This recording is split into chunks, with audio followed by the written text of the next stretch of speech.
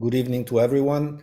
This meeting is going to be held in English. It is my great pleasure to host tonight Cory Doctorow. Well, the first time I think we had some email exchange was in 2014, so about 10 years ago, if I'm not wrong.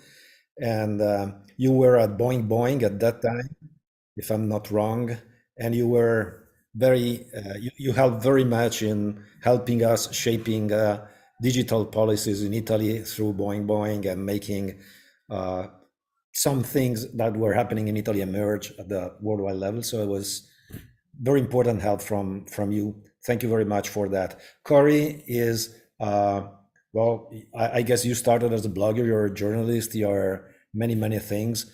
Uh, but first of all, let me say that you are one of our friends because we share some of the vision of the world and how technology should develop and what has been happening, what we don't like about the present development of technology. So I will hand the floor to you, Cory, if you might introduce a few things about yourself and then about the institutification of the internet and how to get back to the internet. We love the internet, the internet of open protocols, of open source, these kind of things, and we hope that we can regain the internet as it once was. So I hand the floor to you, Cory. Thank you for being with us tonight. Well, thank you very much, Stefano. It's a pleasure to be here, and I have you all in a grid in front of me. If I speak too quickly, please do wave your hands and I will slow down. My name is Cory Doctorow. I am a Canadian science fiction writer, an activist and journalist. I hold various academic appointments at the MIT Media Lab, at the University of North Carolina Library School, and at the Open University Computer Science Department, and I hold honorary doctorates in law and computer science. I have worked for more than a quarter of a century now with the Electronic Frontier Foundation, which is a digital human rights group that's also a founding member of EDRI in the EU, which is the leading digital rights group in the European Union on a transnational basis. I also have found the Open Rights Group in the UK, which does very similar work to the Electronic Frontier Foundation. So for now many decades, I have been working on these questions of what made the old good internet good, why it was getting worse, and most recently, what we can do to make it better again. And I have most recently published this book, The Internet Con: How to Seize the Means of Computation, that tries to distill those decades of work into a kind of book-length essay, along with very detailed policy prescriptions. I'm a great believer that one thing that big tech has given us is an absolute abundance of terrible crises, and that each of these crises is an opportunity for reform, and that, as my arch nemesis and sworn enemy Milton Friedman used to say when he was court sorcerer for Ronald Reagan and Margaret Thatcher, in times of crisis, ideas can move from the periphery to the center. And so the plan must be to keep those good ideas lying around until the impossible can become the inevitable. And tech has been in crisis for quite some time, and the crisis keeps getting worse. And I really feel that the very act of promulgating good, what we say in English, shovel-ready ideas that are actionable, is itself a significant step towards a solution, because it changes what's politically possible as the next crisis arises. And that crisis is absolutely around the corner, and there'll be another one right behind it if we miss that one. So the idea of institutification starts with the observation that the internet is made out of platforms. When we started with the internet, we were very excited that it would disintermediate all of the middlemen, that audiences would be able to speak to creators, that communities would be able to convene with each other, politicians and their constituents, merchants and their customers, and so on, that we would all be able to connect directly with one another and get rid of the middlemen. And we did get rid of a lot of middlemen. And then we promptly created a lot of new middlemen. We created platforms. Platform is a two-sided business that serves business customers on one side and end users on the other. So Uber has drivers and riders. Amazon has merchants and buyers. Facebook and Google, they have searchers or social media users and advertisers and publishers. Wherever you look, you find re-intermediation. And these platforms exist under conditions of virtually no regulation or competition. Those two factors are very related. The first regulation that we got rid of when the internet was being born was competition regulation.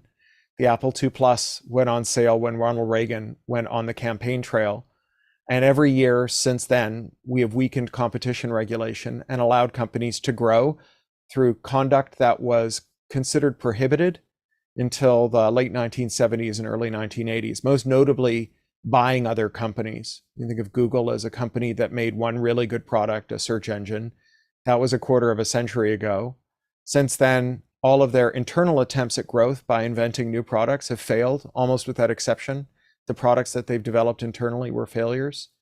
And all of their great successes that aren't search are companies they bought from someone else. Their entire mobile stack, their ad tech stack, server management, document collaboration, mapping, every part of their business is an acquisition that would have been illegal before the 1980s. And so we have these companies that exist almost without competition. Google is 90% of the search market. You see similar majorities in other aspects of digital life. And because they have very little competition, they have very little regulation. Companies that are that big are too big to fail and too big to jail. We can pass the GDPR, but we can't stop the giant tech companies from seeking out crime havens like Ireland to pretend to locate their headquarters in, so that they can rely on the absolute incompetence of the Irish Data Commissioner, who hears 17 major cases a year, despite being the headquarters of all the big tech companies in Europe, compared with, say, Germany, where they hear more than 500 major cases every year. And so when these companies get very big, it's easy for them to elude regulation. It's also very easy for them to buy regulation. They can all sing with one voice. When a sector is composed of 5 or 4 or 3 or 2 or 1 company, it's very easy for that company to decide what its legislative and regulatory priorities will be. And so they capture their regulators. And so when you have this environment in which platforms face very little competition and very little regulation, they are free to engage in something that I call enshittification. And enshittification is a 3-step process. In step 1, a company uses the surpluses it gets from its investors.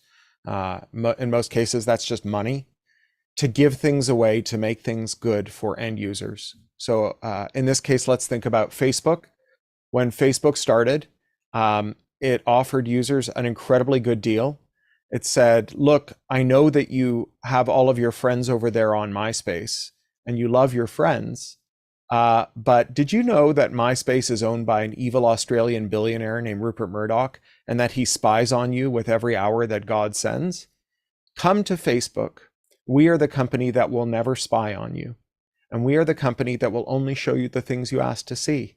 If you tell us who in your network you want to hear from, then every time they post an update, we'll show it to you and nothing else. So those users pile in and they lock themselves in. There are lots of different ways that tech can lock in users, but with social media, the users do it to themselves. If you join Facebook because your friends are there and then your friends join Facebook because you're there, then you all have to agree that it's time to leave. And that's very, very hard, especially when some of those friends might be depending on Facebook to keep in touch with relatives abroad, and other ones might be relying on Facebook to communicate with a community that shares a rare disease with them. Still more might depend on Facebook for their customers. And so all of you agreeing to leave is very hard. And so that means that Facebook can treat you very badly and you'll still stay. And so if Facebook starts to treat you badly, they go to the advertisers and they say, do you remember when we told these fools that we weren't going to spy on them? That was a lie. We are spying on them. And for just a small amount of money, we will target your ads to them, and we will spend a fortune making sure that there's no ad fraud. So if you pay to reach someone, you will reach that person. And then they went to the publishers and they said, hey, do you remember when we told these idiots that we were only going to show them the things that they asked to see? That's also a lie. If you post short excerpts from your own website and a link back so that people can reach your website, we're just going to cram them non-consensually into the eyeballs of people who never asked to see them. And you will get a free traffic funnel and you can monetize that traffic. Now, because digital tools are so flexible and have so many fine gradients with which they can adjust the business logic and are so easy to do that with, Facebook was able to slowly alter the conditions for those advertisers and business customers to make things progressively worse for them, moving us towards stage 3 of enshittification, when things are made worse for the publishers, for the advertisers, and for the end users in order to make things much better for Facebook shareholders. So in the case of advertisers, the prices went slowly up, the quality of the targeting went slowly down. So Facebook started to do things like roll out synthetic audiences. If you said, I want to reach, 1 million 18 to 34-year-old immature men in the greater Naples area who have been searching for information about gonorrhea, and they could only find 300,000 people that fit that bill, they just find 700,000 other people and call them a similar audience and show them those ads.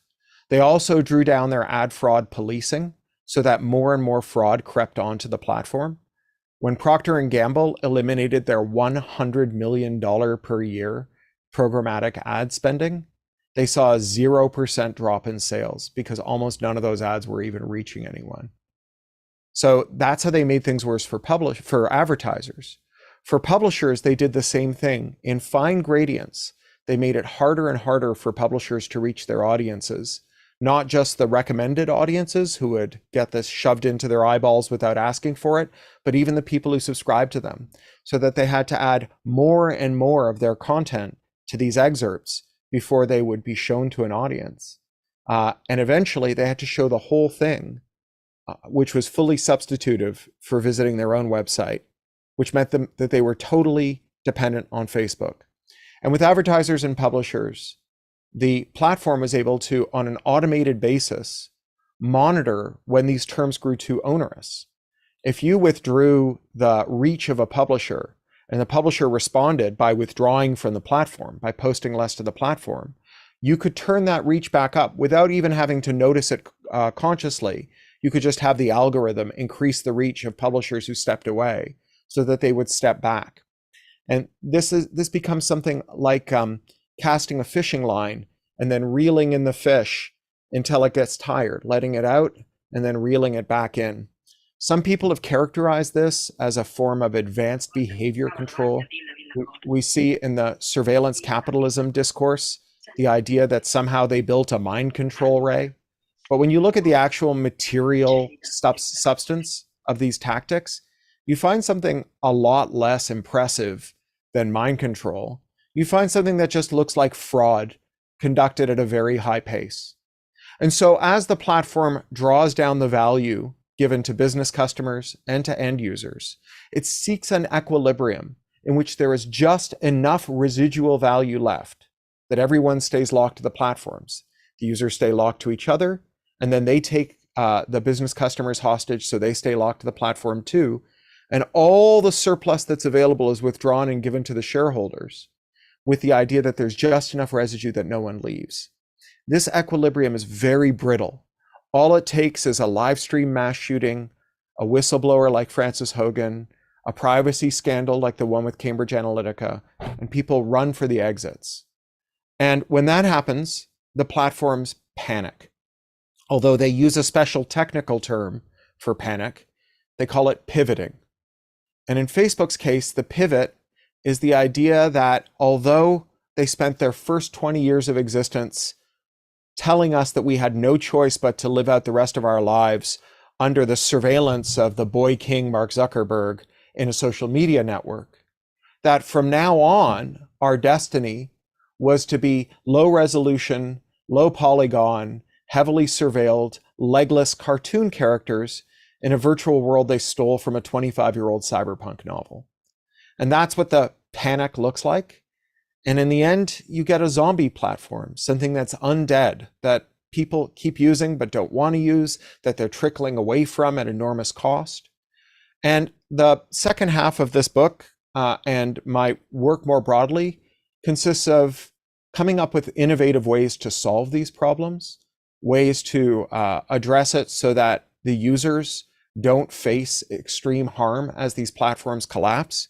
It's okay for the platforms to collapse. That's not the problem. I don't care if Facebook shareholders lose their money, but I do care about the communities and the relationships that would get lost if the platform collapsed suddenly. So much of our emphasis in policymaking, particularly in the EU, revolves around making the platforms better for people who want to stay. But I think that we should be shifting our emphasis to evacuating the platforms, because I don't think they can be stabilized. And moreover, I think some of the stabilization efforts cut against making it easy for people to leave.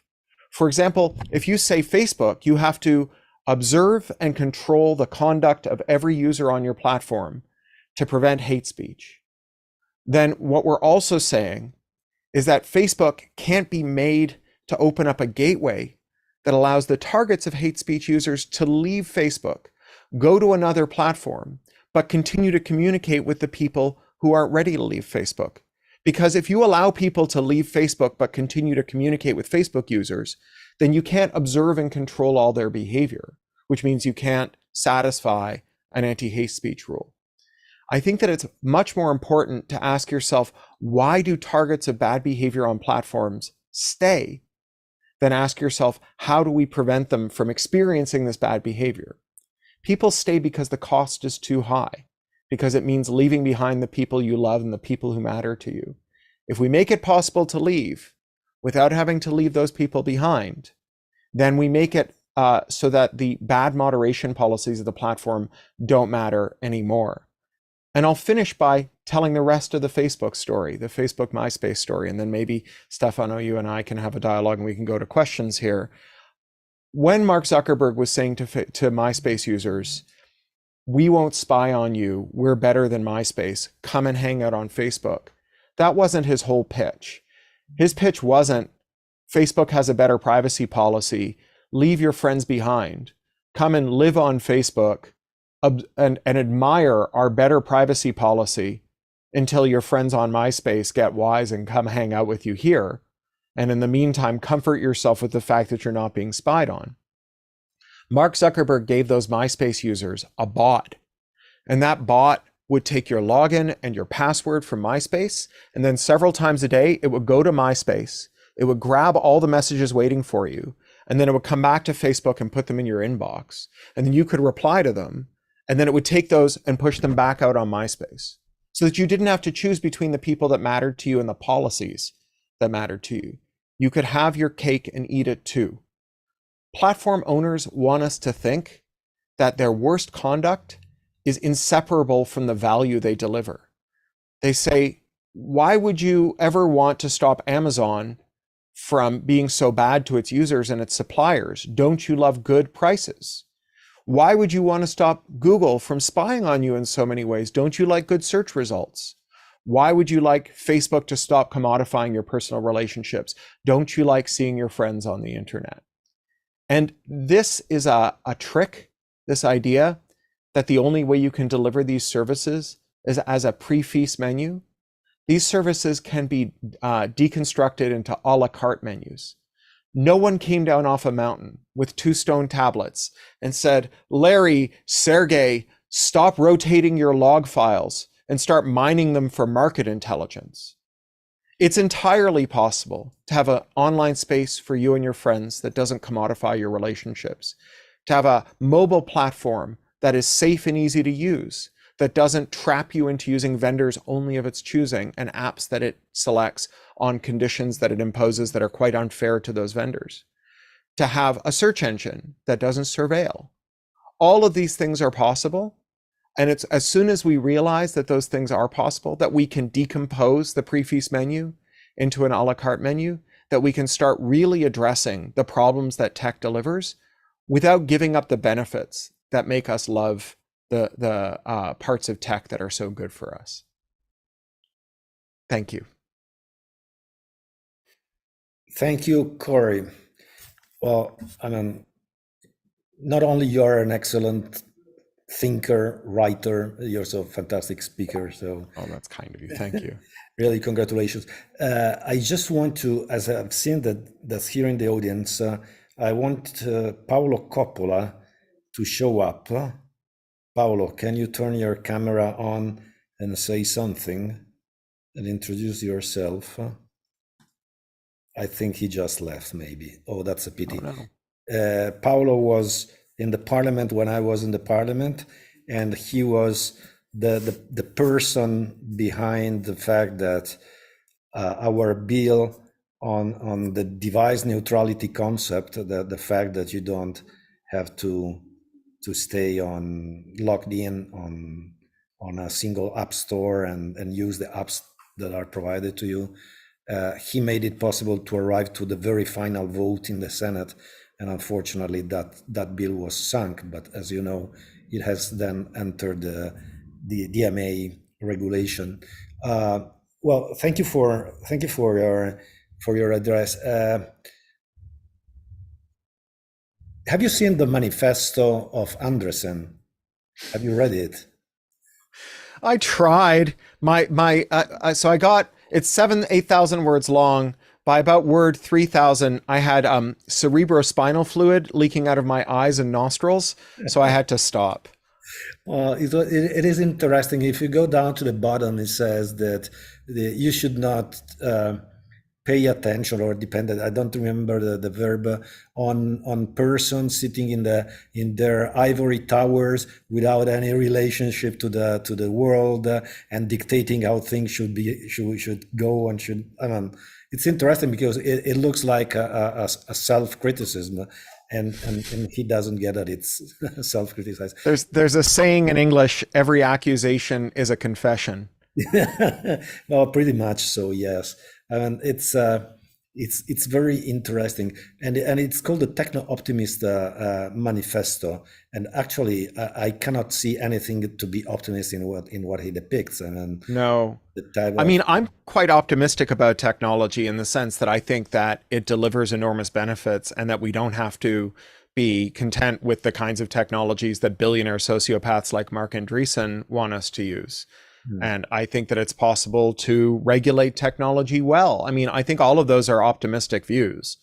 I think that what he has is a techno-fatalist view, right? That there's only one way, that technology wants something, it's going to happen that way no matter what we do, that we have, as humans, no agency, that we are passengers of technology, not have no claim to guiding technology, and that in particular, technology users have no legitimate claim to the direction that technology takes. I think that's a very fatalistic view. Yeah. Well, I believe that users have a say. I mean, there are opportunities, there are alternatives. Okay. So in the end, and having been to the parliament, I've seen that my colleagues, policies are somehow the product of demand by the electors, no? So politicians react to the stimulus of their base, and so in the end, it's an issue of demand. If the constituencies don't demand something, politicians are not going to deal with it. So I think that a lot of the responsibility lies into us using the technologies and showing that there are alternatives. And I mean that you are not just a product, that you can be an actor in this space. And I just wanted to very quickly, what mobile phone do you own? Oh, I have a Pixel 7. It's a Google phone. Okay, with operating system? Which operating system? So I use the Google Android operating system, and the reason for that is that my threat model does not.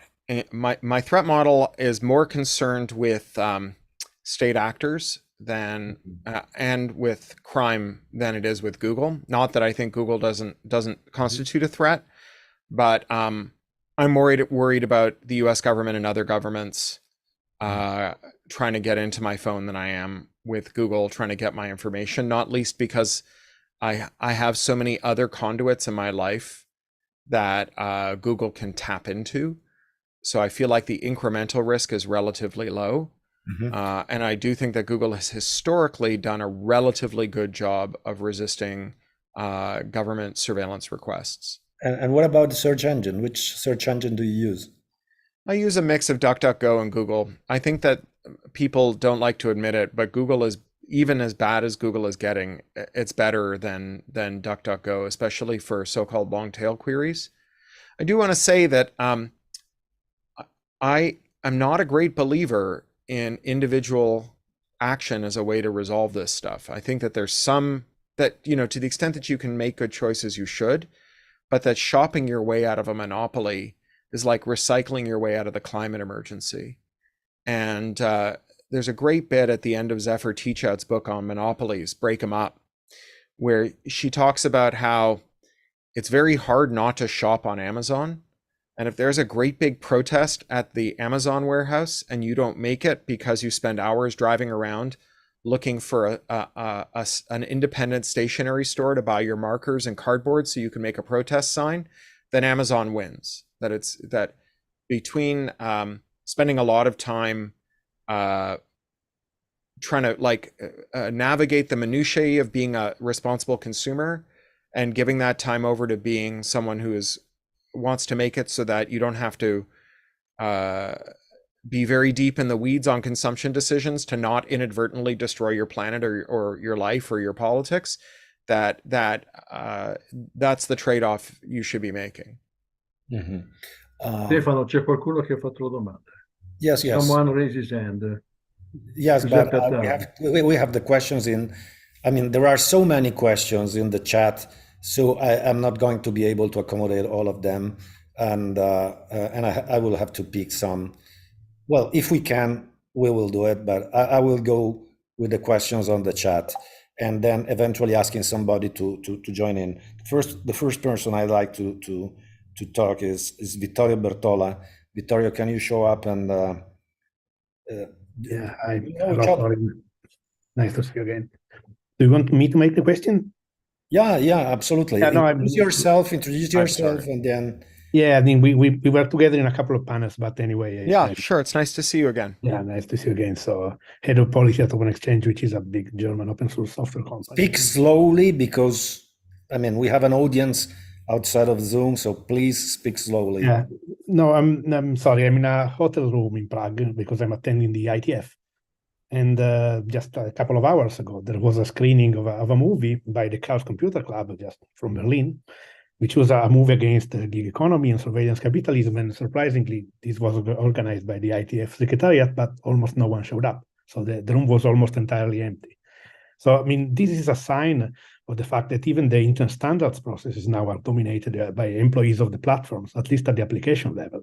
So do you think that this is also a factor in how they control the internet and the development of the internet, and they prevent competition and ensure lock-in?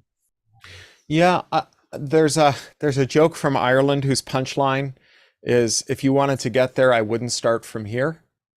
And the standard, I think standards are a very important way of preventing monopoly because it makes it easy to build services that have a low switching cost relative to the incumbents. So if you follow the standard, then it doesn't matter which browser someone uses, they can always access your website. It doesn't matter what email client or provider someone uses, they can always send you email and so on.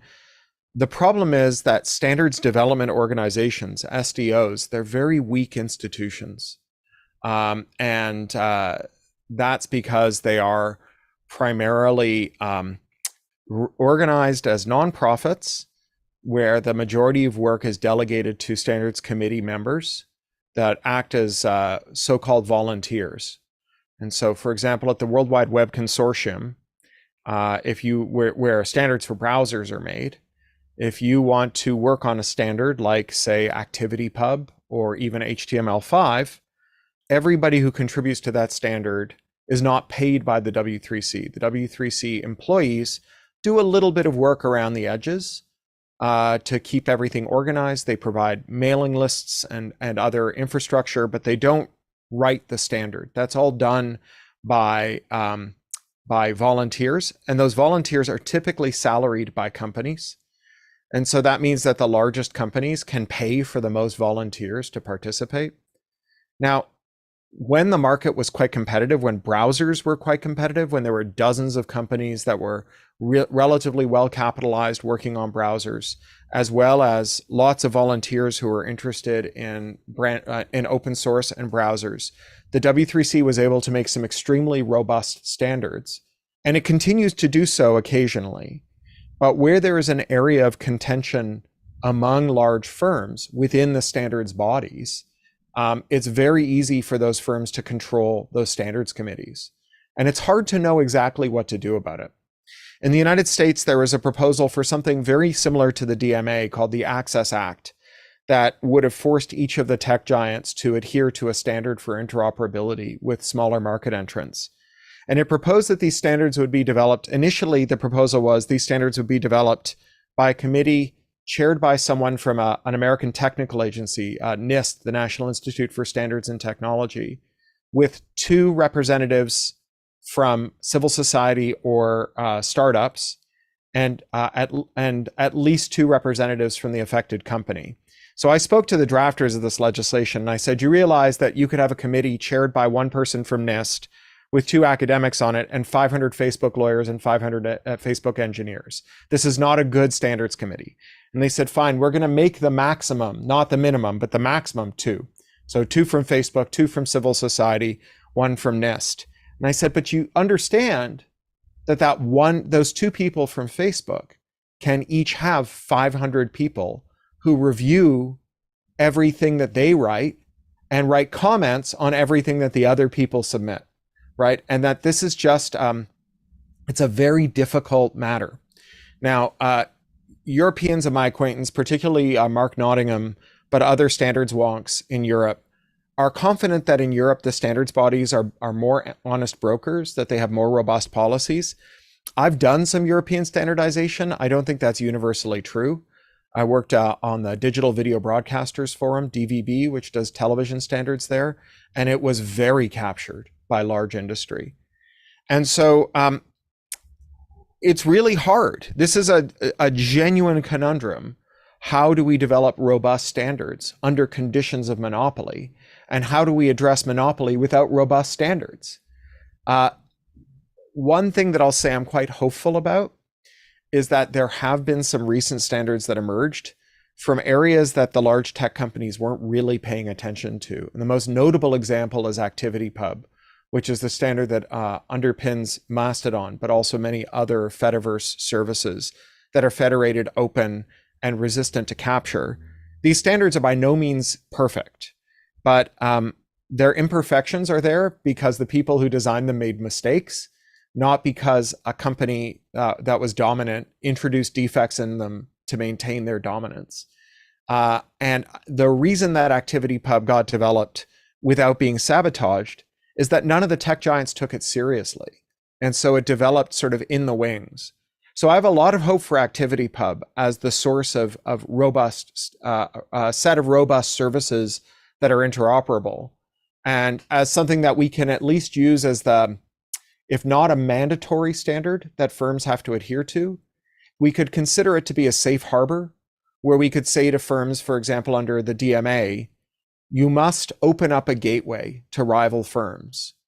That gateway needs to be robust and pro-competitive. If that gateway adheres to ActivityPub, it will be considered presumptively to satisfy the regulation, but you could also develop something else that would be evaluated independently by the commission, right? And I think that's actually a pretty good model, having it as a baseline and a safe harbor.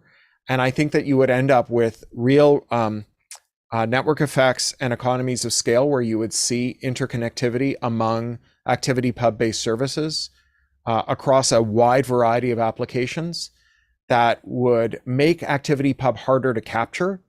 And therefore we could, because there'd be more stakeholders for it, and therefore it could be safely extended in a way that would accommodate even more applications without having to worry that a single firm was going to capture it and distort it.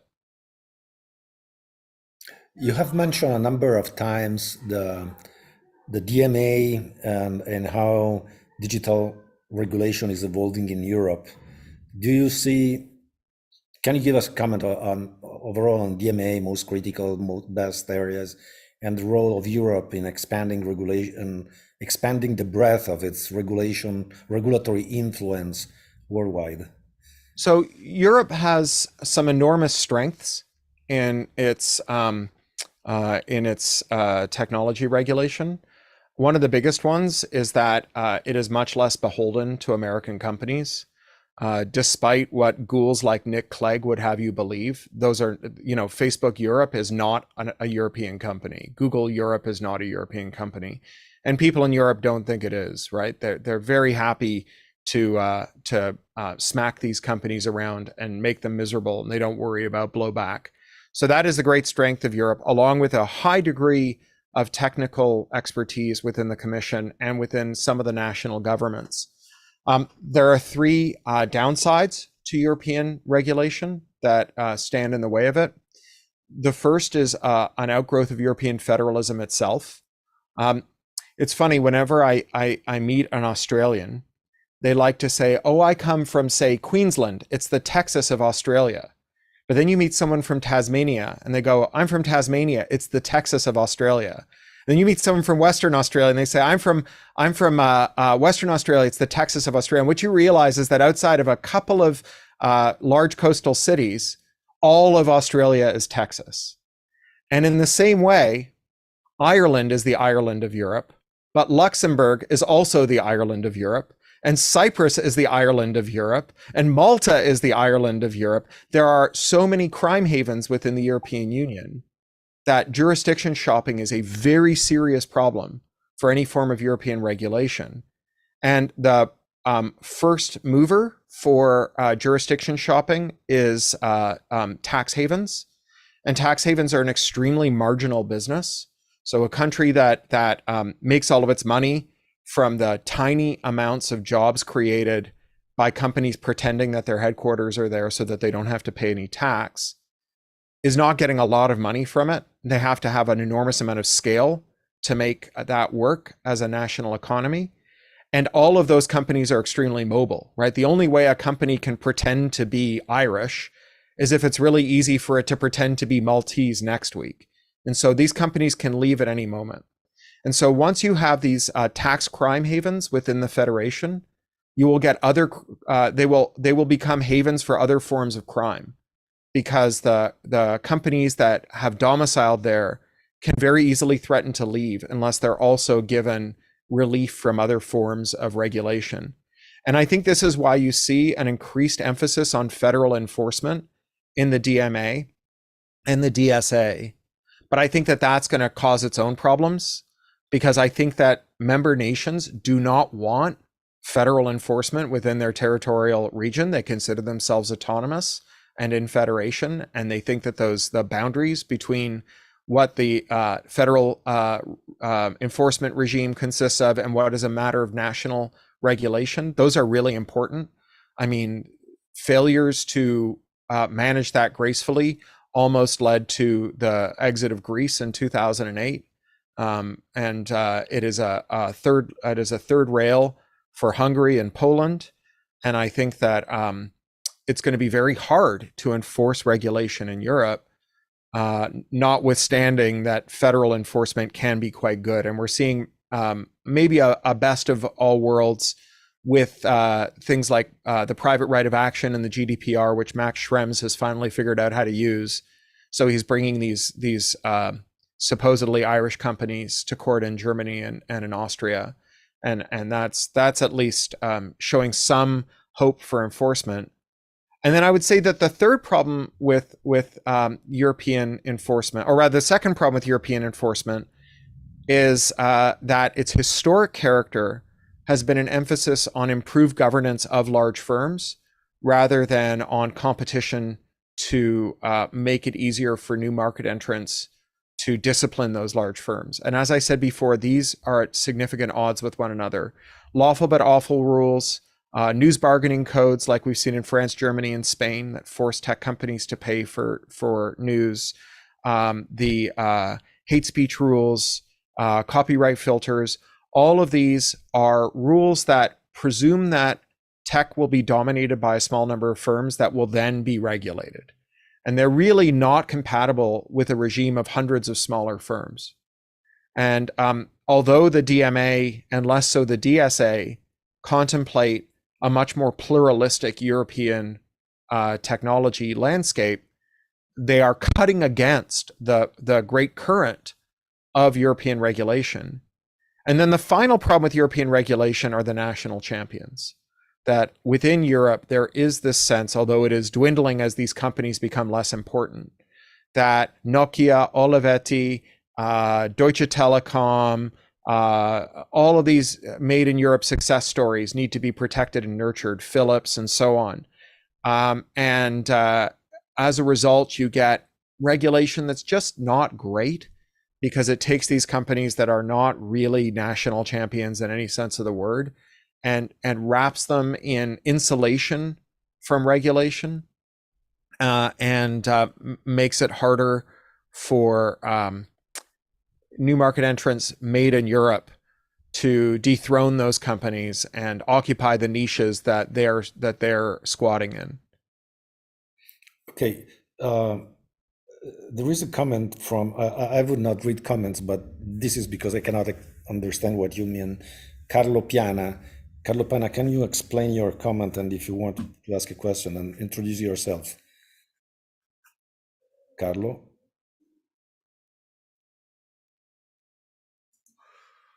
Sorry, that's Hi. Carlo Piana. I'm chairman of OSI. And my comment was on the fact that competition is frequently at odds in Europe with maximalism and IP maximalism, and that's it. So while some advancement has been made in combining a competition with the protection of certain IP rights, the increasing regulations, the enhanced protection of IP in all segments of our lives makes competition from small entities, and especially within the patent field, more difficult it's very difficult to compete with big companies. That's the gist of my contribution. I don't disagree. I think that especially neighboring rights, so they're the core IP rights themselves constitute significant barriers to entry and competition, copyright, patent, trademark. The paracopy rights, some of them enshrined as far back as the Copyright Directive in 2001, like the anti-circumvention rule that prohibits bypassing a technical protection measure, are also quite pernicious. And then these newish neighboring rights, database rights, and this sort of notice and stay down right that came to us with what was then Article 13, now Article 17 of the Digital Single Markets Directive, are all really anti-competitive. I think that the crack in the armor here, if we want to start reforming European IP, is to stay focused on IP as a labor regime, and to point out the ways that IP, that there are versions of IP that are very bad for labor rights, and because the way that IP expansion occurs is not generally by arguing for increased protection for large companies, but rather for people like me, for creators, and as a labor regime, right? A way to ensure that the value that is mine by right as a creator stays with me. And the kinds of IP rights that are good for creators are quite antithetical to the kinds of IP rights that are good for large firms. And actually, the Digital Single Markets Directive had some of those creator-friendly IP rights. So the DSM enshrines the right to a full accounting of any royalty which may sound very petty, but in this book that I wrote with Rebecca Giblin, Choke Point Capitalism, we document how how burying the royalty accounting allows for billions of dollars in theft from creators by large firms. By the same token, many copyright systems around the world have historically included the notion of termination rights.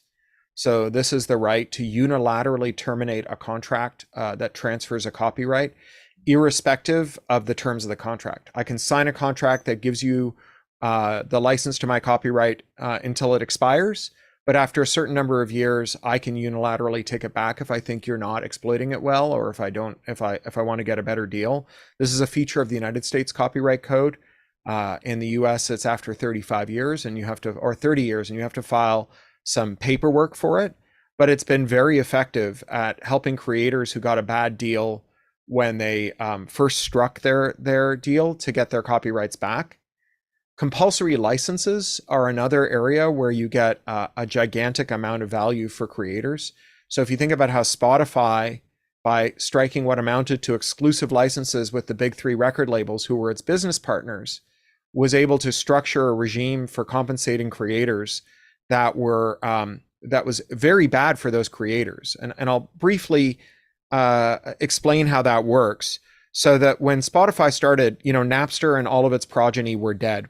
And there was no question that you could start a company that distributed music without a license to distribute that music, that fair dealing or fair use would never cut it. You couldn't get a compulsory license on it. You would have to take a license. And by that point, music had consolidated until three companies, Sony, Warner, and Universal, controlled 70% of all the sound recordings and 60% of all the compositions ever made. And so Sony, Warner, Universal said that they would only license to Spotify if Spotify made them business partners. So now they had this conflict of interest, because if they took €1, or I guess krona, out of Spotify as a licensor, right, licensing music on behalf of the musicians in their catalog, that would be a krona they would have to share with those musicians. But if the rate was low, there would be more money left over as dividends that would be paid to the companies as shareholders, and the musicians had no claim on that money. And so Spotify negotiated, or the labels negotiated, an extremely low royalty rate for musicians so that more money would be left over for shareholders, because they were both the musicians' representatives and the shareholders. And then to seal it, they insisted on something called most favored nation terms, which said that no one could get paid more than the big three labels. And so the 30% of music that wasn't captured by the big three couldn't be paid more than the big three were, but they didn't get dividends or any of the other goodies that the big three got. But a compulsory blanket license that said that once music had been licensed to one service for streaming, every other streaming service could access it on the same terms through a digitally informed collecting society that was open, that had open ledgers, that used standardized data sets to apportion the money it collected, would allow anyone to start a music streaming service, including ones that were better for musicians. And so there are a bunch of IP regimes that we can imagine that are extremely creator friendly and antithetical to the interests of these large companies. And the IP maximalism that we get out of the European Parliament and the Commission is the result of these companies claiming to represent creators. And so by shattering that coalition between creators and firms, we can shatter their ability to secure IP regimes that cut against competition. Because for creators, competition among intermediaries is good, right? The less competition there is among intermediaries, the less competition there is for your creative labor, the worse they'll treat you. And so creators' interests always lie with increased competition among intermediaries. Yes, most favored nation clauses should be banned. I agree. We had a proposal to ban them, but we were able to push that through only for the hotel sector. And right. We had people from the large platforms coming to us saying that removing MFNs would have killed them, that their business was not sustainable anymore, etc. And now I think it's 8 years or 9 years, that's 8 years that you don't have MFN clauses in tourism in Italy, and they are still thriving. So Yeah. that's, there are so many comments. Well, Giuseppe Tardi, who's a professor in Pisa, well-known professor, says, well, the European Competition Office consists of 40 lawyers, while Google has hundreds of lawyers for a single case. The issue of scale in legal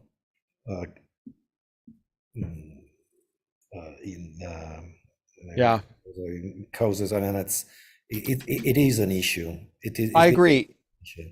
I mean, this is back to that joke from Ireland. If you wanted to get there, I wouldn't start from here. This is why historically, the role of competition law was to prevent firms from becoming too big, because once they became so big, they became a threat to government. It became impossible to govern them. Now, what is your view on what might happen with the Google antitrust case? Because things that are emerging in the Google antitrust case are very tough. I mean, it's very heavy. I think that well, what I was going to say is that when antitrust law started in the United States in the 1890s, the situation was even more lopsided, right? John D. Rockefeller was much more powerful than the US government relative to the power imbalance between Google and the US government and the European Commission today, right? And it took 20 years, but we broke up Standard Oil, and we kept it broken up until Ronald Reagan stopped enforcing antitrust law in the 1980s. So we had a good run. We had nearly a century, right, of success. It will take a long time. The case that's underway now, I think on the merits, on the facts, is very good.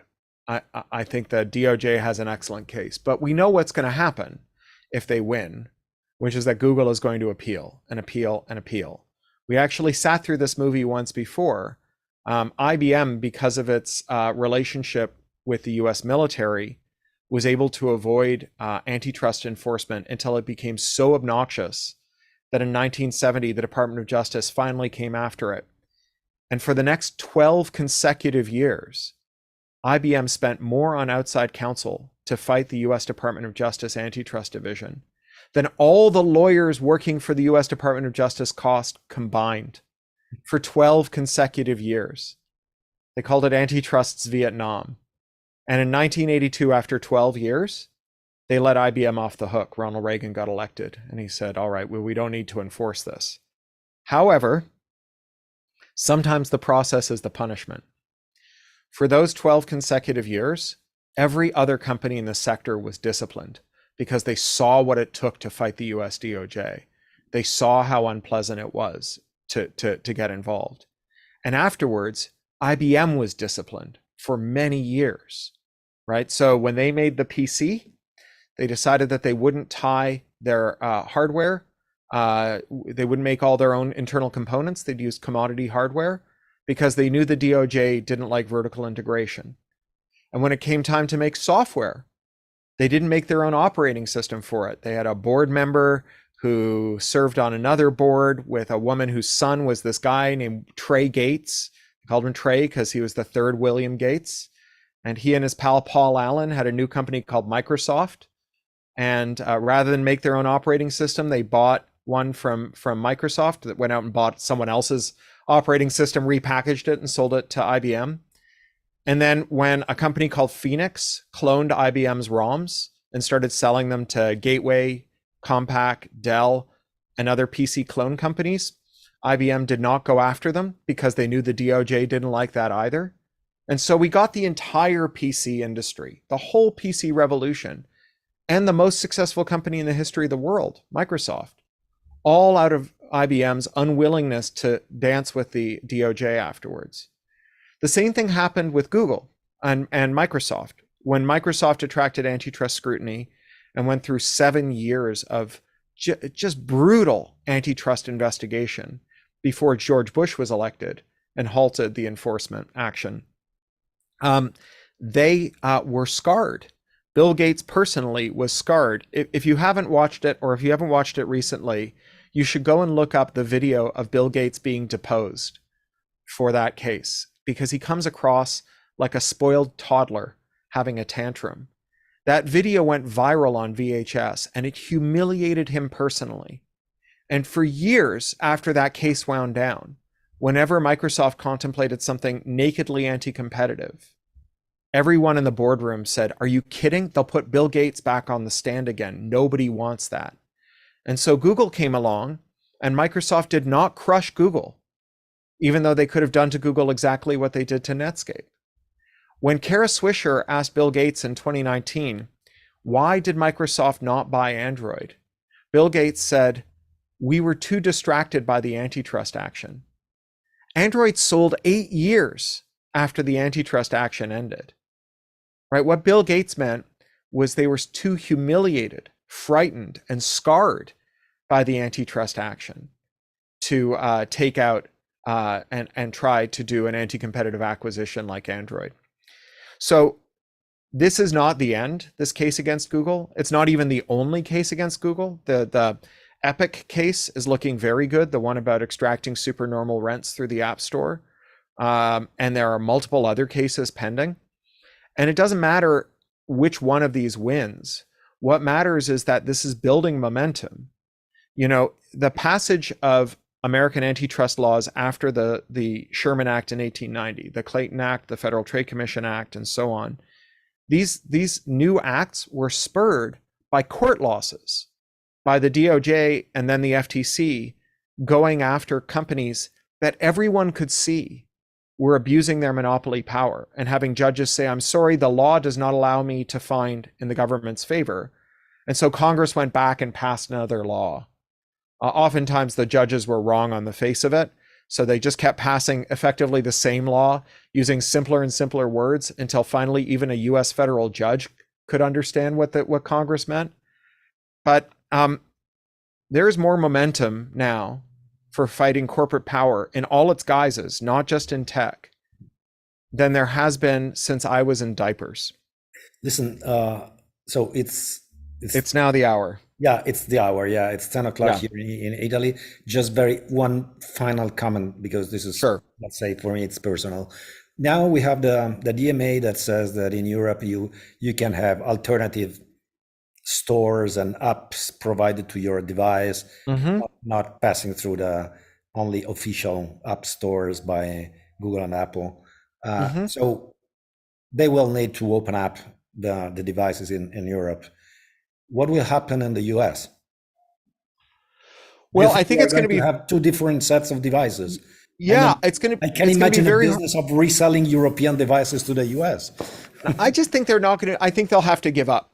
I mean, that's what Apple's already done. They've said they're going to allow side loading in all territories. I don't think that they can manage that complexity. I think it's so it's not so much that you'll have Americans getting European devices. It's that there'll be Europeans who will be mistaken for Americans by automated systems that will deny them access to things that they're entitled to under European law, and will create gigantic penalties for these companies in Europe. Might happen. So that's going to be the thing that they're most worried about, right? And so if you want to make sure that they will be forced to open up in the end. Yeah, they can't maintain two systems effectively. You know, when I was working on DVB, you know, the goal with this digital television standard was to limit video sharing to one household. And they were worried. So this meant that these guys were going to define what a household was. All these rich technology and media executives from Europe and Japan were going to decide what a household could or couldn't be. And we started talking about false positives, right? Where it looks like you're changing households too often, but it's because, you know, you're a child whose parents have been divorced, and you have joint custody, and so you change households every week.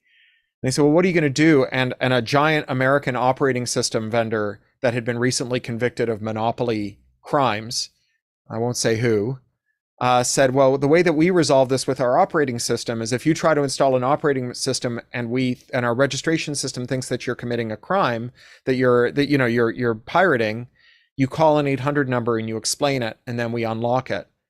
And I said, well, wait a second. Do you really think that GDPR allows you to force 12-year-old children to call your corporate headquarters to explain the circumstances of their parents' devices in order to keep watching their cartoons? Right? So it's just like the existence of Europeans who might be tuna or dolphins caught in this tuna net, and the penalties for getting it wrong, I think militate against trying to maintain two separate systems. I don't think they'll be able to do it. Yeah, I think so too. I think this is this is a tiny step in the right direction, and a much needed first tiny step in the. And they'll try, and they'll assume that no one in Ireland is going to enforce against them, but they'll eventually get their comeuppance. Okay, Cory, thank you very much for your All time. right. Thank you for staying with us. You'll be our host for dinner as soon as you come to Italy. Remember? I'd love that. Yeah. All right. Thanks to everybody. Bye, guys. And, Ciao, ciao. Thanks to all the folks following us on all social media. And let's meet on for the next goal. Thank you. Buonanotte. Grazie. Buonanotte. Bye.